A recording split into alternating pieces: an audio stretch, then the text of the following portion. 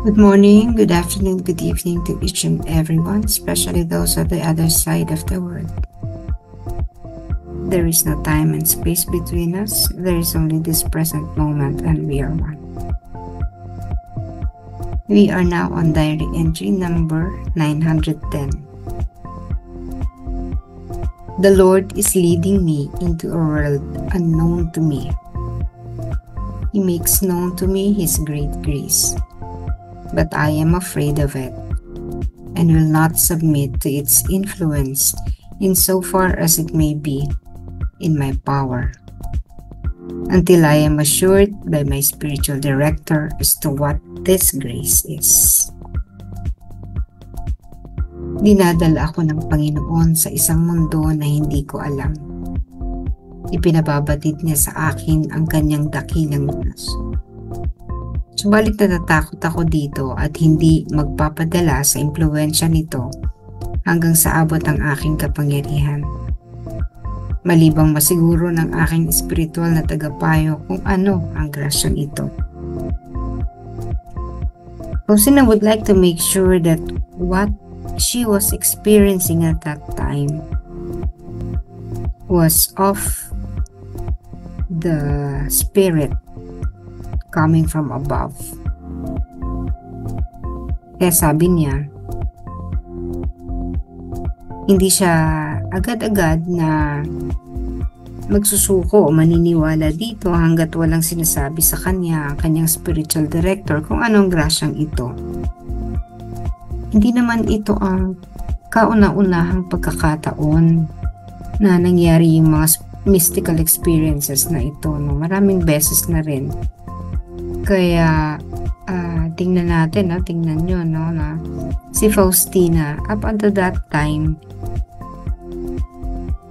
discerning pa rin siya whether what was happening in her was legitimately from above or it was really God who was providing those experiences. The Lord is leading me into a world unknown to me. So, hindi niya alam yung mundo na yon.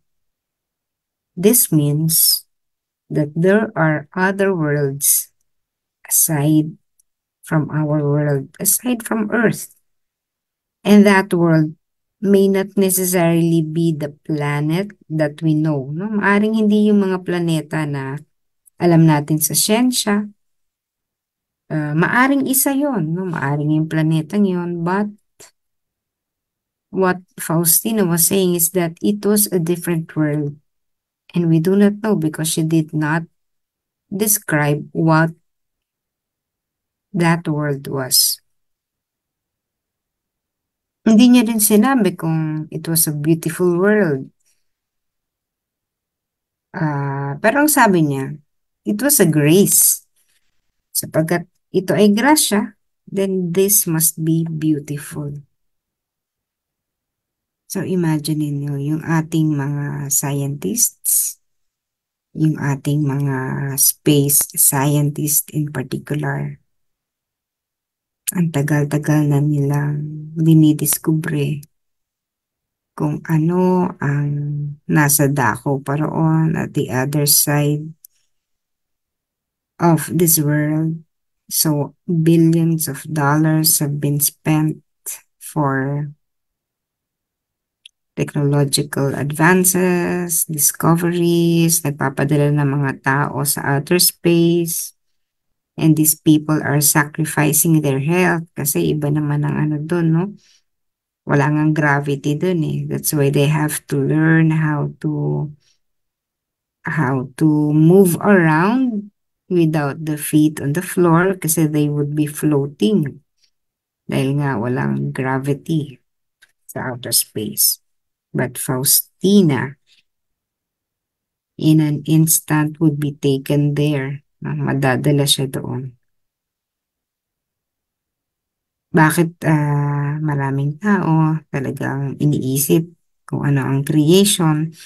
Because they would like to prove it scientifically so that others may believe. But the problem is, we do not have to see things to believe. We were given the faith. Faith is a gift from God, which was given to us at the time of our baptism. So kung tayo ay bininyagan ng tayo ay bata pa, we received this grace of faith. Tinanggap na natin yan, lahat tayo. Bakit tayo binigyan ng pananampalataya ng Diyos? Sapagkat hindi natin siya makikita dahil hindi naman siya visible. So this is an invisible God. And to believe something that is invisible is difficult. Ang hirap maniwala sa isang bagay na hindi mo naman nakikita, di ba? So ang ginawa ng Diyos, tinaniman tayo right in our own consciousness, deeply embedded in our DNA. Itinanim sa atin ang pananampalataya. So this virtue of faith was given to us by God.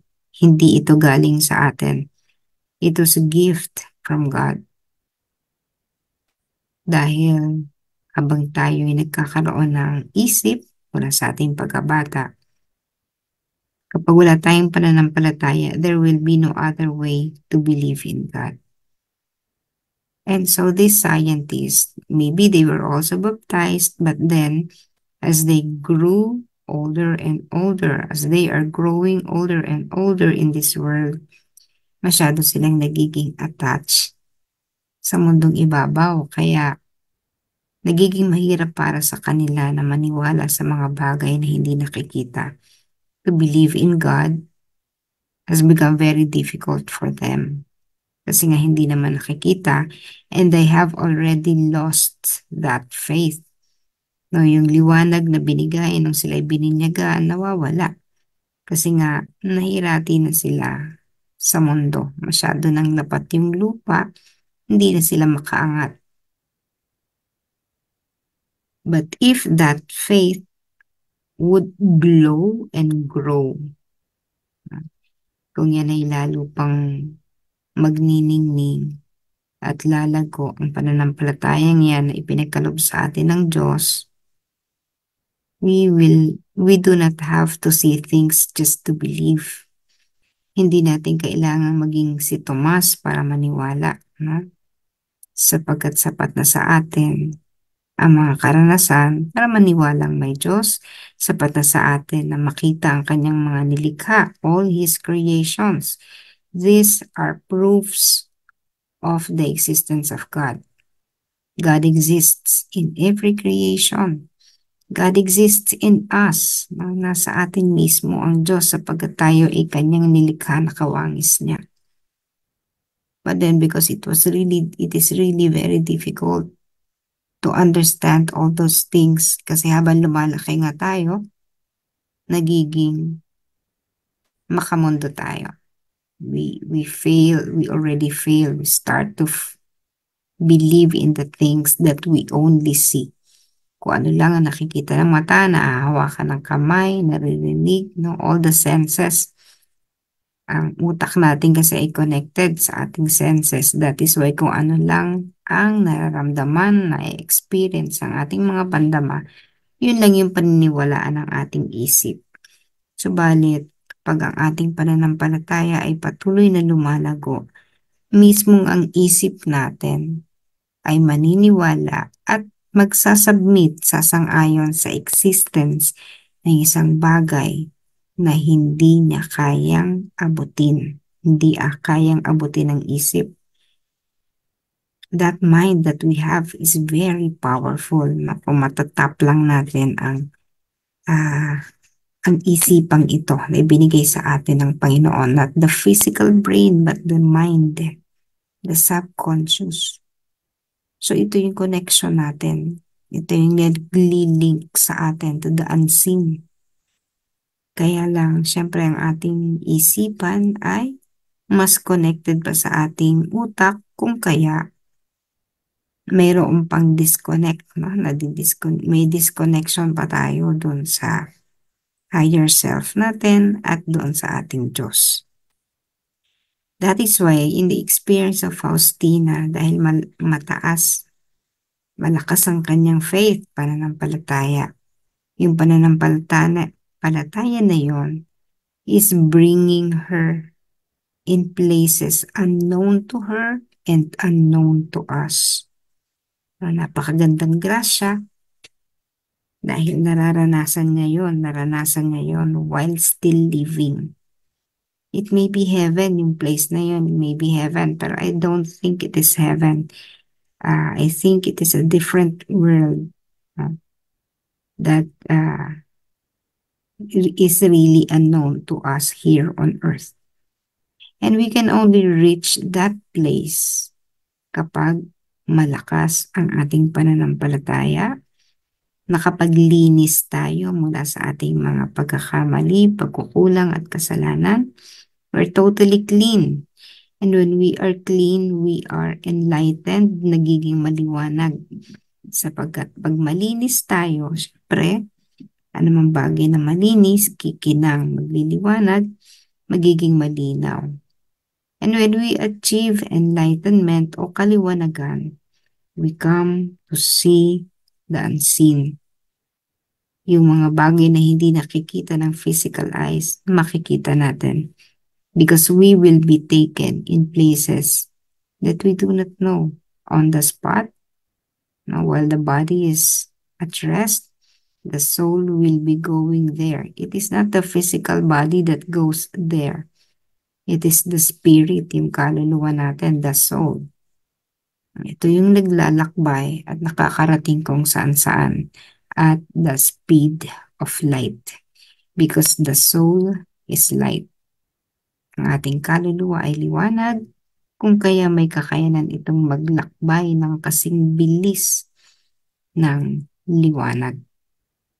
Parang nakita natin yung liwanag ng araw, kahit napakalayo ng araw, ganun din ang kaluluwa kapag ang kaluluwa ay malinis, walang dumi, nakapagsisi, nakapagwasto, at patuloy na kumakapit sa Diyos, naniniwala na nanalig sa Diyos.